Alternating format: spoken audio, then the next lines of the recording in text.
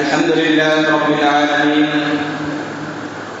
والعاقبة للمتقين والصلاة والسلام على أشرف المرسلين وعلى آله وصحبه أجمعين. أما بعد، فقد قال الله تبارك وتعالى في القرآن الكريم: فأعوذ بالله من الشيطان الرجيم. بسم الله الرحمن الرحيم. إن الذين تولوا منكم يوم التقى الجمعان إنما استهزئهم الشيطان ببعض ما كسبوا ولقد عفا الله عنهم إن الله غفور رحيم. صدق الله العظيم. وقال نبينا محمد رسول الله صلى الله عليه وسلم: هذا جبرائيل آخذ برأس فرسه عليه أداة الحرب، أو كما قال عليه الصلاة والسلام. صدق الله العظيم وصدق رسوله النبي الكريم، ونحن على ذلك من الشاهدين والشاكرين، والحمد لله رب العالمين. سبحانك لا علم لنا إلا ما علمتنا إنك أنت العليم الحكيم. رب اشرح لي صدري ويسر لي أمري واحلل عقدة من لساني يفقهوا قولي. رضينا بالله ربا وبالإسلام دينا وبسيدنا محمد رسول الله صلى الله عليه وسلم نبيا ورسولا وبشيخنا محي الدين عبد القادر الجيلاني قدس الله سره العزيز شيخا ومرشدا. الصلاة والسلام عليك يا سيدي يا رسول الله، خذ بيدي قد حيلتي أدركني مرادي يا رسول الله يا شفيع المذنبين.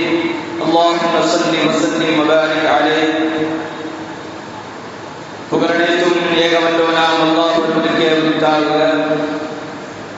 அவனின் சாந்தியும் சமாதானமும் நம் உயிரினும் மேலான கண்மணி நாயகம் முஹம்மது ரசூலுல்லாஹி ஸல்லல்லாஹு அலைஹி வஸல்லம் அன்னவர்களின் மீதும், அன்னவர்களின் சத்திய வழியை சற்றும் சர்காமல் பற்றிய சத்திய சஹாபாக்கள், தாபியீன்கள், தபஅ தாபியீன்கள், நல்லவர்கள், நாதாக்கள், ஷுஹதாக்கள், குறிப்பாக ஜுமாவுடைய சபைக்கு முன்கூட்டிய வருகை தந்திருக்கும் நம் அனைவரின் மீதும், வர இருக்கும் அனைவரின் மீதும் அல்லாஹ்வின் சாந்தியும் சமாதானமும் என்றென்றும் வந்து சேரட்டுமாக. ஆமீன். புனிதமிக்க இந்த ஜுமாவுடைய நாளின் பொருட்டினால் அல்லாஹ் தஆலா நாம் செய்த எல்லா விதமான நல்ல அமல்களையும் கபூல் செய்தருள்வானாக.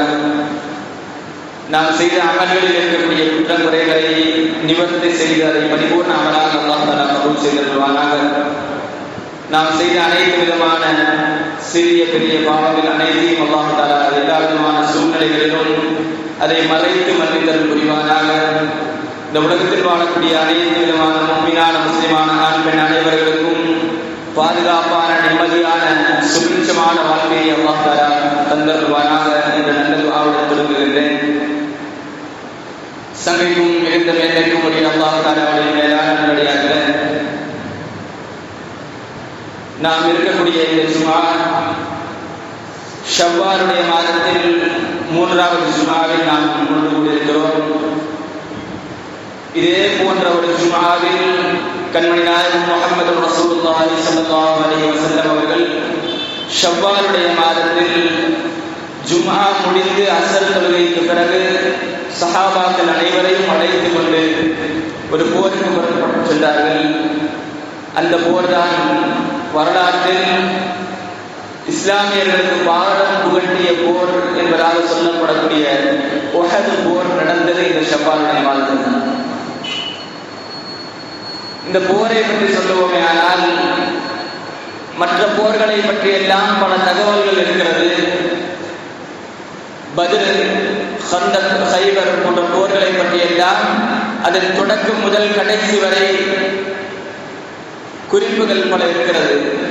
ஆனால் உஹது போரை பொறுத்தவரையில் அதை தொகுத்து வழங்குவது மிக சிரமமான ஒரு காரியம்.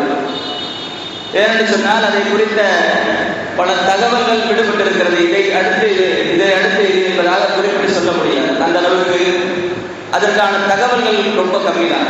காரணம் என்னவென்று சொன்னால் அது சோகமான நிகழ்வு என்பதாக வரலாற்று ஆசிரியர்கள் குறிப்பிட்டு சொல்கிறார்கள். அதனாலேயே பல பேர் அதை பற்றி தனியாக எடுத்து பேசுவதில்லை. அது சோகம் மட்டுமில்லை, சஹாபாக்களுடைய தியாகம் அதில் நிறைந்திருக்கிறது. சஹாபாக்கள் பெருமானார் ஸல்லல்லாஹு அலைஹி வஸல்லம் அவர்களுக்காக வேண்டி செய்த தியாகங்களை அதிகமாக எடுத்து கூறக்கூடிய போர் உஹதுடைய போர். சஹாபாக்கள் பெருமானாரை எவ்வளவு நேசித்தார்கள், அவர்களுக்கு எவ்வளவு முக்கியத்துவம் கொடுத்தார்கள் என்பதை பற்றி எல்லாம் நாம் தெரிந்து கொள்ள வேண்டுமே. ஆனால் சஹாபாக்களுடைய உள் உணர்வுகளை பெருமானார் மீது கொண்டிருந்த காதலை நாம் தெரிந்து கொள்ள வேண்டுமே. ஆனால் இந்த உஹது போரில் அவர்கள் செய்த தியாகத்தை நினைவு கூர்ந்தால் போதும். அவ்வளவு விஷயங்கள் இந்த உஹது போரில் நடந்திருக்கிறது. இந்த உஹது போர் நடப்பதற்கான அடிப்படை காரணம் என்னவென்று சொன்னால் பத்ர் போர். அந்த பத்ர் போர் நடப்பதற்கான அடிப்படை காரணமாக இருந்த அபூ சுஃபியான் ரலியல்லாஹு அன்ஹு பின்னாடி இஸ்லாமுக்கு வராங்க. அவர்களுடைய வியாபார கூட்டத்தை பாதுகாப்பதற்காக வேண்டிதான் பத்ர் போரே நடந்தது. அந்த வியாபார கூட்டத்தை பாதுகாக்க வந்தவர்களுக்கு ஏற்பட்ட ஒரு கை சேதம் என்னவென்று சொன்னால் அவர்கள் அந்த போர்ல தோல்வி அடைந்தார்கள். அதுக்கு அடுத்ததாக ஷாமுக்கு அவர்கள் வியாபாரத்துக்கு செல்ல வேண்டும் என்று சொன்னால் மதீனாவை கடந்துதான் போகணும். ஆனால் இப்போ முஸ்லிம்கள் இந்த போர்ல ஜெயிச்சதுனால ஈஸியா கடந்து போக முடியாது. வியாபாரம் தடைப்பட்டிருக்கிறது. அவர்களுடைய பொருளாதாரங்கள் மதீனாவின் வாயிலாக தடைப்பட்டிருக்கிறது. பெருமானார் ஸல்லல்லாஹு அலைஹி வஸல்லம் அவர்களும் சஹாபாக்களும் செய்த அந்த பத்ர் போர் இவர்களுடைய வாழ்வாதாரத்தை முடக்கியிருக்கிறது. அது மட்டும் இல்லாமல் அந்த பத்ர் போரில் அவர்கள் அடைந்த தோல்வி ஒரு வருடமாகியும் அவர்களுடைய நெஞ்சங்களை விட்டு மாறவில்லை. பத்ர் போர் நடந்தது ஹிஜ்ரி 2 ரமலான்ல. அதற்கடுத்து உஹது போர் நடக்கிறது ஹிஜ்ரி 3 ஷவ்வாலுடைய மாதத்தில் நடக்குது. கிட்டத்தட்ட ஒரு வருஷம் ஆச்சு. அபூ சுஃபியான் ரலியல்லாஹு அன்ஹு அவர்கள் பத்ர் போருடைய சமயத்தில் எந்த பொருட்களை எல்லாம் கொண்டு வந்திருந்தார்களோ கிட்டத்தட்ட 50,000 தீனார்கள் என்று சொல்லப்படுகிறது. இன்றைய கணக்குப்படி பார்த்தால் 137 கோடி. அவ்வளவு செல்வத்தையும் உஹது போருக்கான தயாரிப்புக்காக வேண்டி மொத்தமாக கொடுக்கிறார். கொடுத்து ஆயுதங்களையும் ஒட்டகைகளையும் போருக்கான எல்லா வஸ்துக்களையும் வாங்குகிறார்கள். ஒட்டுமொத்த வியாபாரத்துடைய லாபத்தையும் உஹது போருக்காக கொடுக்கிறார்கள். அவ்வளவு பெரிய ஏற்பாடு. அது மட்டும் இல்லாமல் முதல்ல பத்ர் போர்ல வந்தது குறைஷிகள் மட்டும்தான். ஆனால் இந்த போரில் பங்கெடுக்க போகிறவர்கள் குறைஷிகள் மட்டும் இல்லாமல் மக்காவை சுற்றி இருக்கக்கூடிய மற்ற கபீலாவை கோத்திரங்களை சார்ந்தவர்கள் எல்லாம் வரப்போகிறார்கள். எல்லோருக்கும் அழைப்பு கொடுக்கிறார்கள். எந்த அளவுக்கு என்று சொன்னால் முஹம்மதும் அவருடைய தோழர்களும் நம்முடைய வாழ்வாதாரத்தை முடக்கியிருக்கிறார்கள்.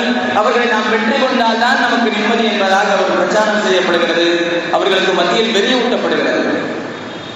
அந்த வெறியின் காரணமாக எந்த அளவுக்கு ஆள் சேர்கிறார்கள் என்று சொன்னால் 3000 பேர் முஸ்லிம்கள் கொண்டு சேர்கிறார்கள். பத்ர் போர் கூட ஆள் வரான்னு தெரியும் ரசூலுல்லாஹ். ஆனால் இவர்கள் இந்த உஹது போரை ஆரம்பிக்கும் பொழுது ரசூலுல்லாஹ்வுக்கே தெரியாமல் மதீனாவில் நுழைந்து மர்மமான முறையில் அவரை தாக்கணும். அதுதான் நோக்கம். இப்படி கிளம்பும் பொழுது அவர்கள் கிளம்பக்கூடிய நேரத்தில் அவர்கள் முன்பு 3000 பேர் இருக்கிறார்கள். அவர்களுக்கான கவச ஆடை 700 ஆடைகள், அதே போன்று 200 குதிரைகள், அதே போன்று எந்த அளவுக்கு மக்கள் இருந்தாங்களோ 3000 பேர் இருந்தாங்க. 3000 ஒட்டகங்கள் அந்த போர்ல இருக்கு. வர்றதுக்கான வழி நடந்து போக வேண்டிய அவசியம் கிடையாது. எல்லாமே வசதியா வந்துருக்கிறாங்க. அதுவும் பெருமை அடிச்சுட்டு வராங்க. அப்படி வரக்கூடிய இந்த செய்தியை அப்பாஸ் அப்துல் முத்தலிப் ரலியல்லாஹு அன்ஹு அவர்கள் பத்ர் போரிலேயே மறைமுகமாக இஸ்லாத்துக்கு வந்துட்டாங்க. அவர்கள் ஒரு செய்தியை அனுப்புகிறார்கள். 3 நாட்களில் மதீனாவை சென்று சேரக்கூடிய ஒரு வேகமான குதிரை வீரரை நியமித்து அவர்களிடத்தில் கடிதத்தை ஒப்படைக்கிறார்கள். இந்த மாதிரி அபூ சுஃபியான் வந்திருக்கிறார் படையோடு. அந்த செய்தி கண்மணி நாயகம் முஹம்மது ரசூலுல்லாஹி ஸல்லல்லாஹு அலைஹி வஸல்லம் அவர்கள் மஸ்ஜித் குபாவிலே இருக்கும் பொழுது வந்து சேர்கிறது செய்தி.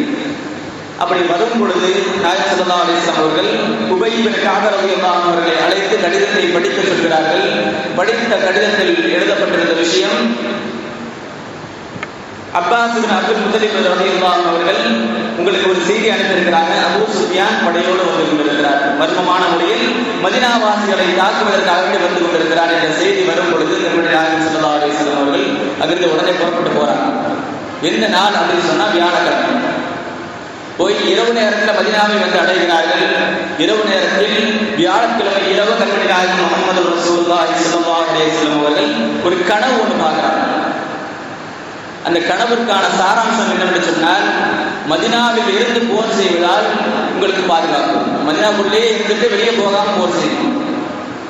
ஒருவேளை நீங்கள் மதீனாவை விட்டு வெளியே போய் போர் செஞ்சீங்கன்னு சொன்னா, காபிர்கள்ல ஒரு ஆள் கொல்லப்பட்டா அதற்கு பகரமாக உள்ள 3 பேர் கொல்லப்படுவாங்க.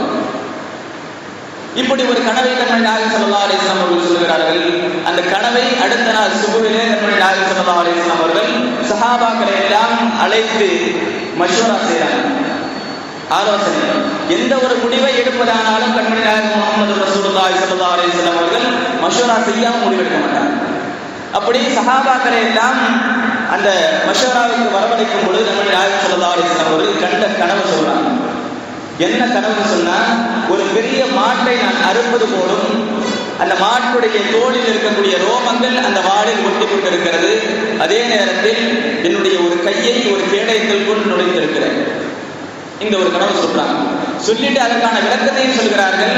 மாடு அறுக்கப்பட்டது இல்லையா, அந்த மாடு தான் என்னுடைய சஹாபாக்கள். அந்த வாளில் ஒட்டிருக்கக்கூடிய ரோமங்கள் காபிர்கள். அதாவது மாடுனா எனக்கு பெருசு, பெரிய ஒரு எண்ணிக்கையில் சஹாபாக்கள் கொல்லப்பட போகிறார்கள் என்பது இதற்கான செய்தி. அந்த ரோமங்கள் என்பது ரொம்ப சின்னது. அப்போ காபிர்கள் கொஞ்சமாக கொல்லப்பட போறாங்கன்னு செய்தி. அதுக்கு கடைசியாக சொல்கிறார்கள், என்னுடைய கையை கேடயத்தில் நுழைந்திருக்கிறேன், அந்த கேடயம் தான் மதீனா என்றார்கள். இப்பொழுது ரசூலுல்லாஹி ஸல்லல்லாஹு அலைஹி வஸல்லம் அவர்கள் இந்த செய்தி சொல்றாங்க. இந்த செய்தியை சொல்வதை கொண்டு நாயகம் ஸல்லல்லாஹு அலைஹி வஸல்லம் அவருடைய நோக்கம், நாம் மதீனாவை விட்டு வெளியே போகக்கூடாது, உள்ள வச்சுதான் போர் செய்வது நோக்கம் சொல்றாங்க. அதாவது உஹதை பற்றி சொல்ல போனோம்னா நேரம் பத்தாது, முடிந்த அளவுக்கு சுருக்கி ஒரு விஷயத்தை சொல்லி கொடுக்கிறேன் இன்ஷா அல்லாஹ். உஹதை நினைவு கூற வேண்டிய நாள். உஹது போர் ஷவ்வாலுடைய நடுப்பகுதியில் நடந்தது. இன்று வரை 15 ஷவ்வாலுடைய போர் நடந்தது. அந்த போரில் கண்மணி நாயகம் ஸல்லல்லாஹு அலைஹி வஸல்லம் அவர்களுடைய யோசனை மதீனாவுக்குள்ள இருந்துட்டு தான் போர் செய்யணுங்கிறது யோசனை. ஆனால் அங்கிருந்த அன்சாரி தோழர்கள், அவர்கள் யார் என்று சொன்னால் பதிலே கலந்து கொண்டாத தோழர்கள். பதில போனது வந்து சும்மா ஒரு 313 பேர் கூட்டிட்டு போனாங்க. போயிட்டு அங்க என்ன நோக்கம் சொன்னா, அபூ சுஃபியான் ரலியல்லாஹுடைய வியாபார கூட்டத்தை முடக்கணும் தான் நோக்கம். அதனால மற்ற யாரையும் கூட்டிட்டு போகல, பெருசா யாரையும் கூட்டிட்டு போகல. அப்ப அந்த போர்ல கலந்து கொள்ளாத மக்கள் எல்லாம், இளைஞர்கள் எல்லாம், அன்சாரி இளைஞர்கள் இந்த போர்ல கலந்துக்கணும்னு ஆசைப்படுறாங்க. அதனால என்ன சொல்றாங்க, யா ரசூலுல்லாஹ் நீங்க மதீனாவை விட்டு வெளியே போய்தான் ஆகணும். ஒருவேளை நம்ம உள்ள மதீனாவுக்குள்ளே உட்கார்ந்துட்டு இருந்தா மக்காவாசிகள் நம்மளை கோடைகள் பேசிடுவாங்க. போருக்கு வெளியே வரல, ஊருக்குள்ளே உட்காந்துட்டாங்கன்னு பேசிடுவாங்க. அது மட்டும் இல்லாமல் நாங்கள் பதிலோடு கலந்து கொள்வதற்கான வாய்ப்பு எங்களுக்கு கிடைக்கவில்லை, இதுதான் எங்களுக்கான வாய்ப்பு, இதை பயன்படுத்தி விடுங்கள் என்பதாக அன்சாரி தோழர்கள் கேட்டார். அந்த கடுமையையும் அந்த ஆர்வத்தையும் பார்த்த பெருமானார் ஸல்லல்லாஹு அலைஹி வஸல்லம் அவர்கள் போருக்கு தயாராகலாம், வெளியே போய் தான் போர் செய்ய போறாங்கிறது செய்தி சொல்லிட்டாங்க அந்த மஷ்வரா. அதற்கு அடுத்ததாக ஜும்ஆவுடைய நாளில், வெள்ளிக்கிழமை ஜும்ஆவுடைய நாளில் அவர்கள் பேசக்கூடிய குத்துபாவை எப்படி இருக்குன்னு சொன்னார், போரில் அல்லாஹ் தஆலாவுடைய உதவியை பற்றியும், ஒற்றுமையை பற்றியும், பொறுமையை பற்றியும், ஸ்தரமாக பொறுமையோடு இருப்பதை பற்றியும் பெருமானார் ஸல்லல்லாஹு அலைஹி வஸல்லம் அவர்கள் பேசிக் கொண்டிருக்கிறார்கள், ஆர்வப்படுத்திக் கொண்டிருக்கிறார்கள். ஜும்ஆ முடிஞ்சவங்க சொல்லிட்டாங்க, போருக்கு தயாராகுன்னு சொல்லிட்டாங்க. புறப்பட போறோம், போருக்கு தயாராகுன்னு சொல்லிட்டாங்க. அதற்கடுத்து அஸ்ர் தொழுகை முடிஞ்சு பெருமானார் ஸல்லல்லாஹு அலைஹி வஸல்லம் சொன்னாங்க, போருக்கு தயாராகினா புறப்படலாம், உஹது நோக்கி புறப்படலாம் சொன்னாங்க. சொல்லுங்க.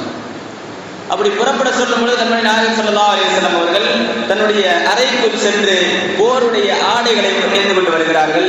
அப்படி அணிந்து கொண்டு வரும் பொழுது அந்த வாசல்ல 2 பேர் நிற்கிறாங்க.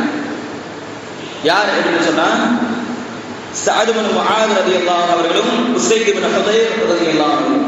இந்த 2 பேர் தான் ரசூலுல்லாஹி ஸல்லல்லாஹு அலைஹி வஸல்லம் அவர்கள் வருவதற்கு முன்னால் மதீனா வாசிகளுடைய அன்சாரிகளுடைய தலைவர்களாக இருந்தவர்கள். 2 பேர் கூப்பிட்டு சொன்னாங்க, யா ரசூலல்லாஹ் நீங்க சொல்றதுதான் சரி, ஆனால் இந்த இளைஞர்களுடைய பேச்சுகள் நம்ம போறது சரி கிடையாதுன்னு தோணுது, உங்களுடைய சொல்தான் சரி, நீங்கள் சொல்வதை போன்று நாங்கள் கேட்கிறோம் என்று சொல்லும் பொழுது நாயகம் ஸல்லல்லாஹு அலைஹி வஸல்லம் சொன்னாங்க, ஒரு நபி போருடைய கடவாடத்தை, போருடைய ஆடைகளை அணிந்து கொண்டால் போர் செய்யாமல் அந்த ஆடையை கலட்டுவது நபிக்கு அழகல்ல, அதனால் புறப்பட்டு செல்லுங்கள் என்பதாக நாயகம் ஸல்லல்லாஹு அலைஹி வஸல்லம் அவர்கள் எல்லாத்தையும் கூட்டிட்டு போறாங்க. அப்படி அழைத்து கொண்டு செல்லும் பொழுது, புறப்படும் பொழுது 1000 பேர் இருக்கிறாங்க. போயிட்டே இருக்கும் பொழுது முதலில் சஹாபாக்களிடத்தில் நிஃபாக் முனாஃபிக் தன்மை அந்த இடத்துல வெளிப்படுது. சஹாபாக்கள் இல்ல, அங்க இருந்த மதீனாவாசிகள். சஹாபாக்கள் முனாஃபிக் இல்லை. இந்த ஒரு காலத்திலும் சஹாபாக்கள் முனாஃபிக்குகளாக இருக்க முடியாது. அந்த நேரத்தில் 1000 பேரில் ஒரு 300 பேர் மட்டும் தனியாக பிரிந்து செல்ல வேண்டிய ஒரு சூழ்நிலை ஏற்படுகிறது. நாயகம் ஸல்லல்லாஹு அலைஹி வஸல்லம் அவர்கள் போர் நடப்பதற்கு, போரை நாம் நிகழ்த்துவதற்கு தேர்ந்தெடுத்துக் கொண்ட இடம் உஹதுடைய மலை. இந்த உஹதை பற்றி சொல்லுவோமே ஆனால் நாயகம் ஸல்லல்லாஹு அலைஹி வஸல்லம் அவர்கள் சொல்லுவார்கள், உஹது நம்மை நேசிக்கிறது, நாமும் உஹதை நேசிக்கிறோம் என்பதாக சொல்லுவார்கள். அது மட்டும் இல்லாமல் உஹது பெருமானார் இடத்துல பேசியிருக்கிறது. கல்லும் முள்ளும் மரமும் அனைத்தும் பெருமானார் இடத்துல பேசும். அப்படி இருக்கும் பொழுது பெருமானார் ஸல்லல்லாஹு அலைஹி வஸல்லம் அவர்களும் அபூபக்கர் சித்தீக் ரலியல்லாஹு அன்ஹு அவர்களும் உமர் இப்னு ஃபாரூக் ரலியல்லாஹு அன்ஹு அவர்களும் உஸ்மான் இப்னு அஃபான் ரலியல்லாஹு அன்ஹு அவர்களும் 4 பேரும் மலையில் இருக்கும் பொழுது, உஹதுடைய மலையில் இருக்கும் பொழுது அந்த சந்தோஷத்தில் சித்தீகீன்கள், ஷுஹதாக்கள், நபிமார்கள் இருக்கக்கூடிய அந்த சந்தோஷத்தில் உஹது மலை குலுங்குது. அதை கேட்ட பெருமானார் ஸல்லல்லாஹு அலைஹி வஸல்லம் அவர்கள் உடனே சொன்னார்கள், உஸ்பத் உஹத், உஹதே அமைதியாயிரு. فإن عليك نبي وصديق وشهيدان, உன் மீது ஒரு நபியும் ஒரு சித்தீக்கும். சித்தீக் யார்? அபூபக்கர் சித்தீக் ரலியல்லாஹு அன்ஹு. வஷஹீதான், 2 ஷஹீதுகள். யார் 2 ஷஹீது?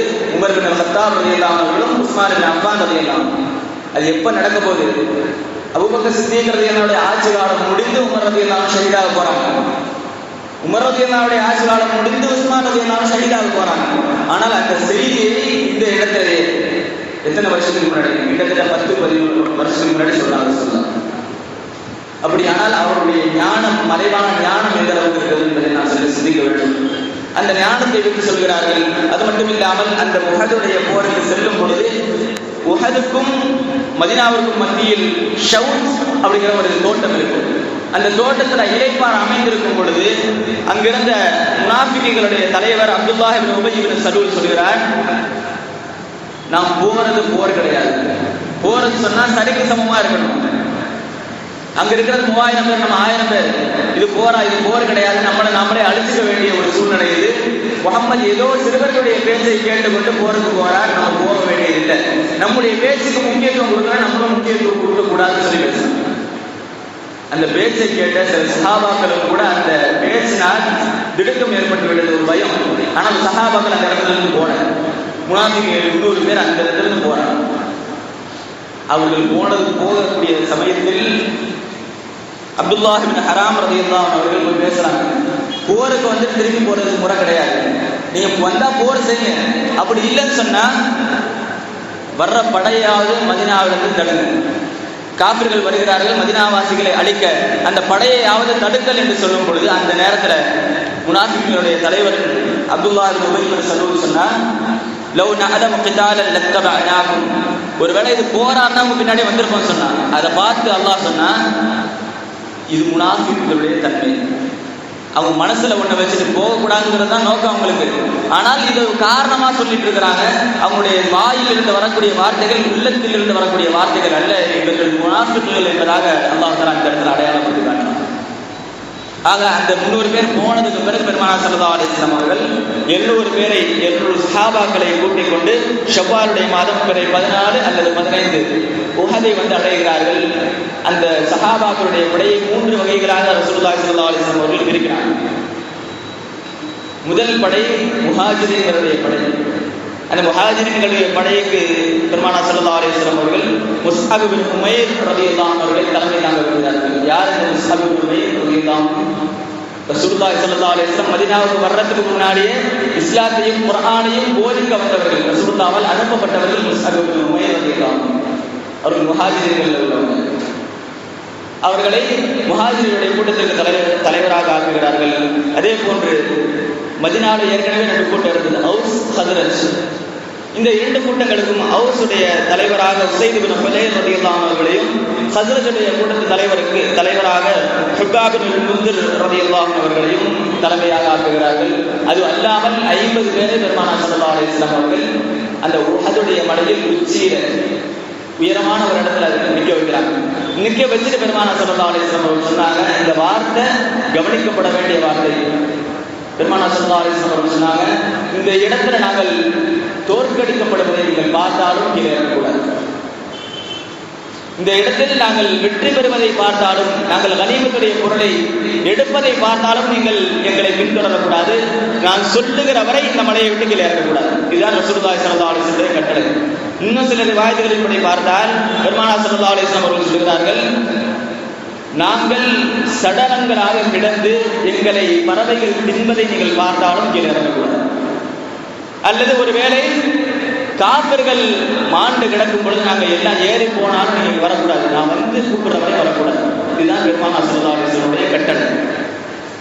இந்த கட்டளை பிரகாரம் 50 பேர் அப்துல்லாஹ் இப்னு ஜுபைர் ரலியல்லாஹு அன்ஹுடைய தலைமையில் நிற்க வைக்கப்பட்டிருக்கிறார்கள். அந்த படையில் இருக்கக்கூடிய முஸ்லிம்களுடைய படையை பெருமானார் ஸல்லல்லாஹு அலைஹி வஸல்லம் அவர்கள் எப்படி ஆர்வப்படுத்துகிறார்கள் என்று சொன்னால், தன்னுடைய வாளை எடுத்தாங்க சொல்றாங்க. அந்த வாளை எடுத்து சொல்றாங்க, இந்த வாளுடைய ஹக்கை நிறைவேற்ற போவது யார்? இது யாருடைய வாள்? ரசூலுல்லாஹ்வுடைய வாள். அதை கொடுத்துட்டு சொல்றாங்க, ஏன்னா ரசூலுல்லாஹ்வுடைய வாளுக்குன்னு ஒரு மதிப்பு இருக்குது, அதை வாங்குறதுக்குன்னு ஒரு தகுதி வேணும்.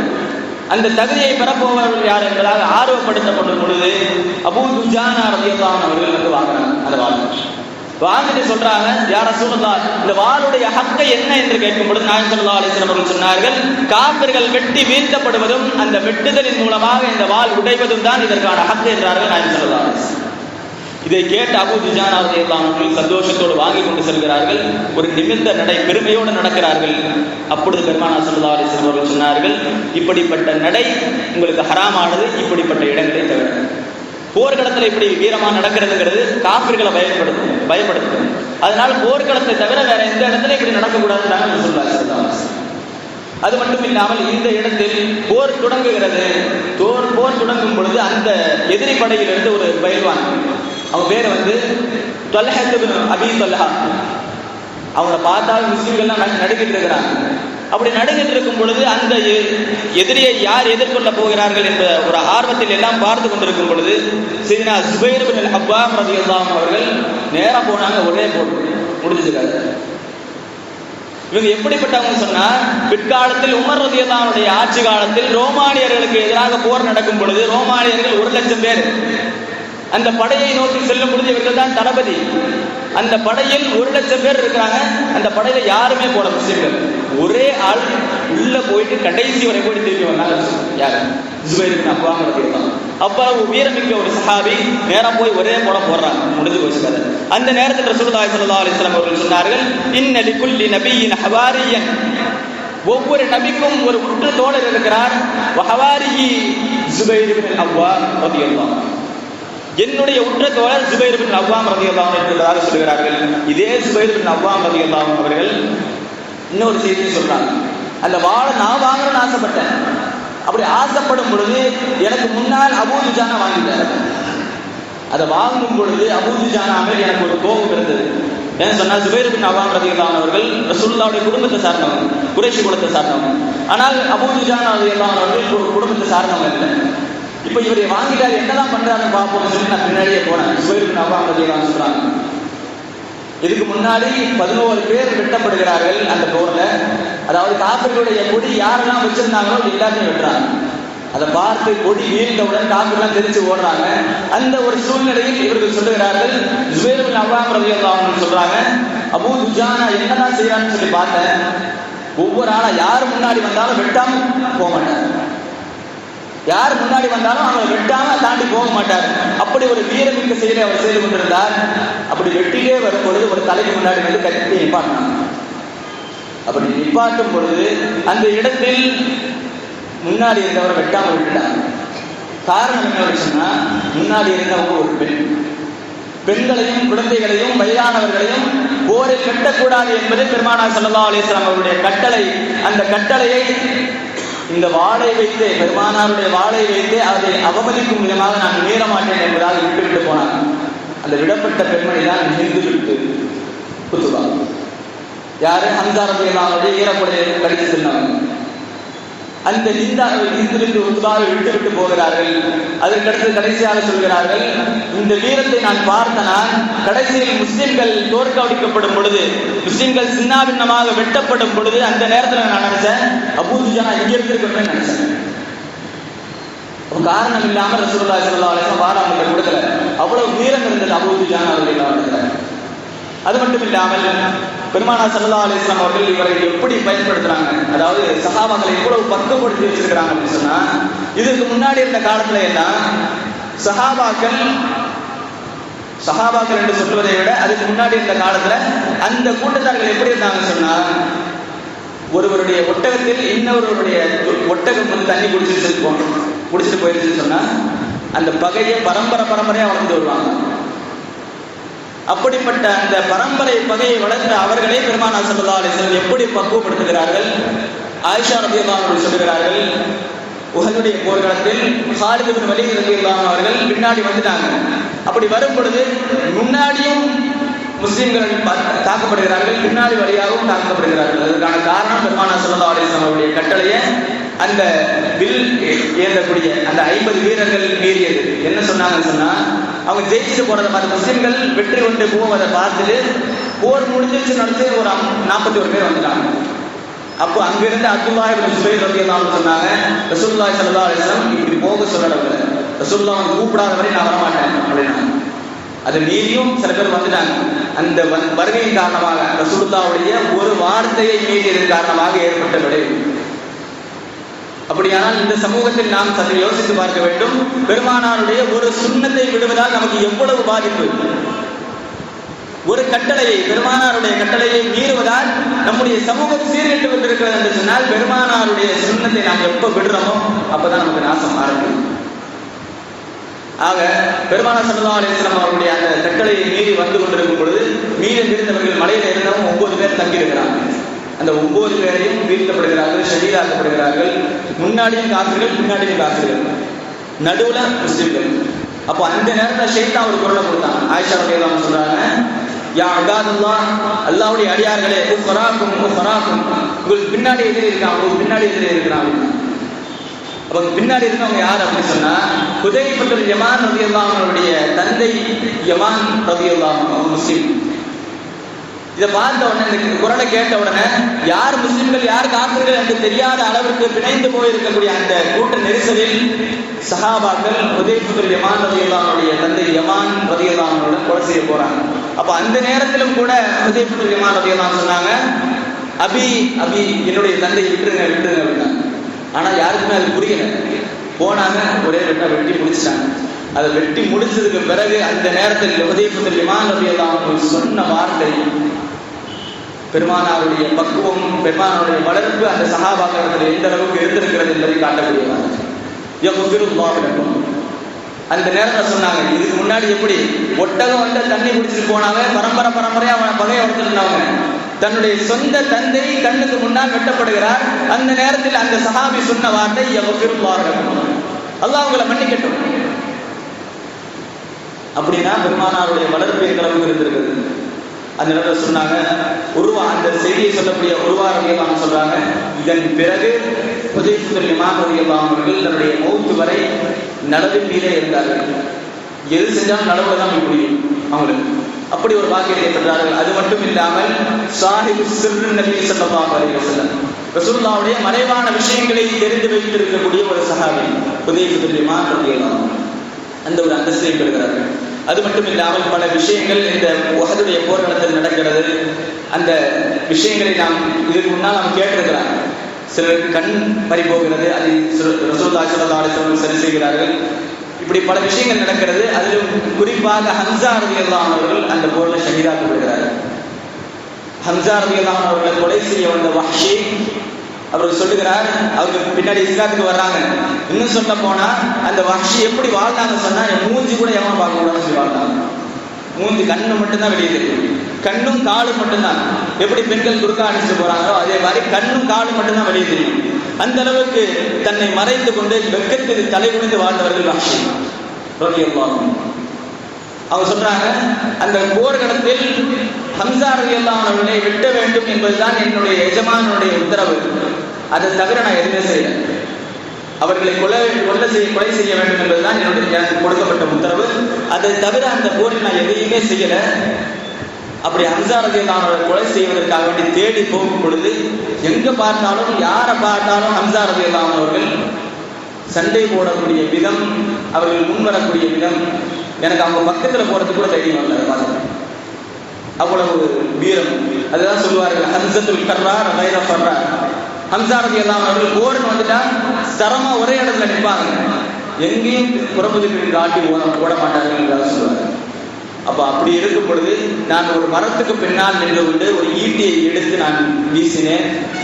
அவங்க முன்னாடி யார்ட்டையும் போர் செஞ்சுட்டு இருக்கிறாங்க. அப்ப தூக்கி வீசுற முதுகு வழியாக உள்ளே செல்கிறது, தொப்புளுக்கு கீழ் வழியாக அந்த ஈட்டி வெளியே வருகிறது. இப்படிப்பட்ட விதத்தில் ஹம்சா ரலியல்லாஹு அன்ஹு ஷஹீதாக்கப்படுகிறார்கள். அதன் பிறகும் அந்த வஹ்ஷி ரலியல்லாஹு அன்ஹு அவர்களை நோக்கி வாளை ஏந்தி வந்தாங்க. எவ்வளவு வலி இருக்கும். அப்படி இருந்தும் கூட அந்த நேரத்திலும் வீரத்தை விட்டு கொடுக்கவில்லை ஹம்சா ரலியல்லாஹு அன்ஹு. அது திருப்பி வர்றாங்க, வந்து வருகிற வழியிலே வக்கீல விழுறாங்க. அதற்கு பிறகு ஹிந்து பின்னாடி இஸ்லாத்துக்கு வராங்க ரலியல்லாஹு அன்ஹு அவர்கள். செய்த செயல்கள் எல்லாம் நாம் கேள்விப்பட்டிருக்கிறோம். இவ்வளவு தியாகங்களையும் இவ்வளவு கஷ்டங்களையும் சகித்து இந்த உஹதுடைய போரிலே சஹாபாக்கள் போர் செய்திருக்கிறார்கள். பெருமானார் ஸல்லல்லாஹு அலைஹி வஸல்லம் அவர்களை பாதுகாத்திருக்கிறார்கள். அது மட்டும் இல்லாமல் இந்த உஹதுடைய ஆரம்பமும் வெற்றி, கடைசியும் வெற்றி. பெரும்பாலான மக்கள் சொல்லுவாங்க உஹது ஒரு தோல்வின்னு சொல்லுவாங்க. தோல்வி கிடையாது, இடையில தான் தோல்வி, நடுவுல தான் தோல்வி. ஒருவேளை அது தோல்வியா இருந்திருந்தா பதில்ல நம்ம என்ன செஞ்சோம், முஸ்லிம்கள் என்ன செஞ்சாங்க, 70 பேரை சிறை கைதியா பிடிச்சிட்டு வந்தாங்க. ஆனால் கடைசியில் காஃபிர்கள் உஹதுடைய போர் கடைசியில யாரையும் பிடிக்க கூட முடியாது. ஆக இதுவும் ஒரு விதத்தில் வெற்றி. எந்த விதத்திலும் அல்லாஹ் தஆலா இஸ்லாமியர்களை விட்டுக் கொடுக்கவும் இல்லை. அவர்களுக்கு வெற்றி எப்பொழுதும் கொடுத்து கொண்டிருந்தான். அந்த வெற்றி உஹதிலும் கிடைத்தது. ஆனால் சில பாதிப்புகளோடு கிட்டத்தட்ட 70 சஹாபாக்கள் ஷஹீதாக்கப்படுகிறார்கள். அந்த ஷஹீதான சஹாபாக்களை பெருமானார் ஸல்லல்லாஹு அலைஹி வஸல்லம் அவர்கள் தன்னுடைய சக்கராத் வரை மறந்தது கிடையாது. ஒரு ஹதீஸ்ல வருது, கிட்டத்தட்ட உஹது போர் நடந்து முடிந்து 8 ஆண்டுகளுக்கு பிறகு பெருமானார் ஸல்லல்லாஹு அலைஹி வஸல்லம் அவர்கள் உஹது சஹாபாக்களுக்காக வேண்டி, உஹது ஷஹதாக்களுக்காக வேண்டி தொழுகை நடத்துறாங்க. தொழுகை நடத்தி கண்ணீர் மல்க அந்த இடத்துல துஆ செய்யறாங்க. அந்த துஆ எப்படி இருந்ததுன்னு சொன்னால் அப்ப அதை பார்த்து நாங்கள் தெரிஞ்சோம், இதுக்கு பிறகு ரசூலுல்லாஹ் வாழ மாட்டாங்க போல தெரியும் அப்படின்னு தெரிஞ்சு. அந்த அளவுக்கு பெருமானார் ஸல்லல்லாஹு அலைஹி வஸல்லம் அவர்கள் உஹது ஷஹதாக்களுக்கு முக்கியத்துவம் கொடுத்து அவர்களை நேசித்து அவர்களுக்காக வேண்டி துஆ செய்திருக்கிறார்கள். அப்படிப்பட்ட உஹது ஷஹதாக்கள் ஷஹீதாக்கப்பட்ட நாள் ஷவ்வாலுடைய நடுப்பகுதி 15. அந்த நாளில் நம்முடைய பள்ளியில சூரத்துல் ஃபாத்திஹா ஆசீர்வாதப்பட்டது. பல நாட்கள், இன்னும் சொல்ல போனா இன்னைக்கு இரவு கூட பதில் சஹாபாக்களுடைய திருநாமங்கள் ஓதி துஆ செய்யப்படுகிறது. அதே போன்று பல நிகழ்வுகள் இருக்கிறது. அந்த நிகழ்வுகளை எல்லாம் நாம் செய்வதற்கான காரணம், அவர்கள் நமக்காக வேண்டி செய்துவிட்டு போன அந்த தியாகம், அந்த தியாகத்தை எப்போதும் மறந்துவிடக்கூடாது. அப்பொழுது நன்றி உள்ள விதமாக நாம் நடந்து கொள்ள வேண்டும் என்பதற்காகவே நாம் இந்த நிகழ்வுகளை செய்து கொண்டிருக்கிறோம். அல்லாஹ் தஆலா இந்த நிகழ்வுகளை கபூல் செய்திருவானாக.